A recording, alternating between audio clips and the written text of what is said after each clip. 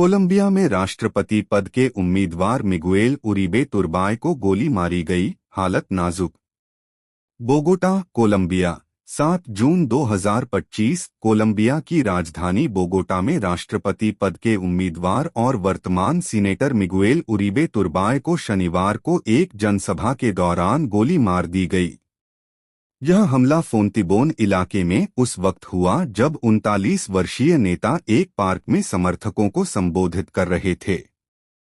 हमले की घटना प्रत्यक्षदर्शियों के अनुसार मिगुएल उरीबे को पीछे से 3 गोलियां मारी गईं, 2 सिर में और 1 घुटने में।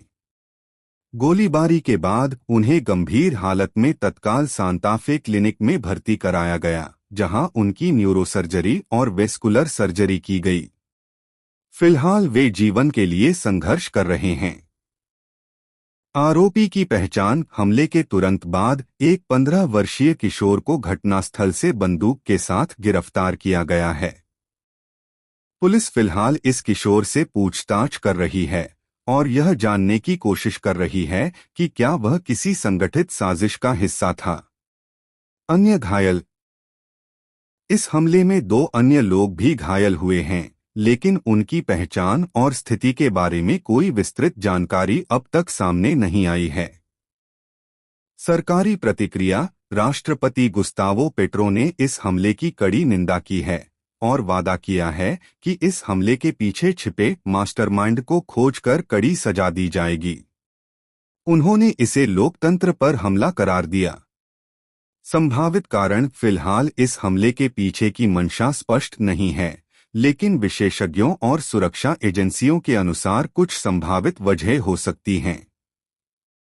1. राजनीतिक प्रतिशोध। उरीबे वर्तमान सरकार के मुखर आलोचक हैं और उनका संबंध दक्षिणपंथी पार्टी सेंट्रो डेमोक्रेटिको से है।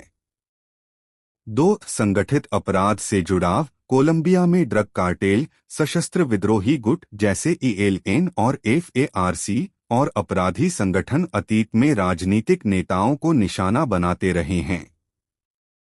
3. व्यक्तिगत या आपराधिक दुश्मनी। पुलिस इस कोण की भी जांच कर रही है, हालांकि अब तक कोई प्रत्यक्ष प्रमाण नहीं मिला है।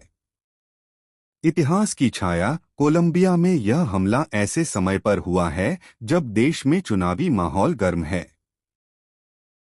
यह घटना देश के उस अंधकारमय इतिहास की याद दिलाती है जिसमें 1989 में राष्ट्रपति पद के उम्मीदवार लुइस कार्लोस गालान की हत्या जैसी घटनाएं शामिल हैं। मिगुएल उरीबे की मां डायना तुर्बाए को भी 1991 में मेडेलिन कार्टेल द्वारा अगवा किया गया था, जिससे उनका पारिवारिक इतिहास भी इस हिंसा से जुड़ा रहा है। लोकतंत्र पर असर। विशेषज्ञों का मानना है कि इस तरह की घटनाएं केवल व्यक्तिगत स्तर पर आघात नहीं हैं, बल्कि यह लोकतंत्र पर सीधा हमला है। इससे राजनीतिक अस्थिरता बढ़ सकती है और आने वाले चुनावों में डर और असुरक्षा का माहौल बन सकता है।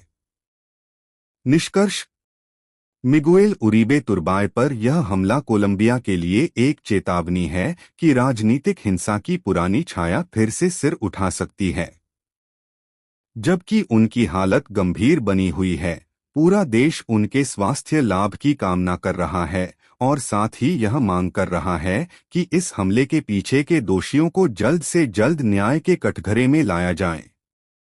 आपको क्या लगता है, इस हमले के बाद कोलंबिया का भविष्य कैसा होगा? अपनी राय कमेंट में जरूर बताएं। अगर आपको ये जरूरी लगा तो इसे दूसरों के साथ शेयर करें।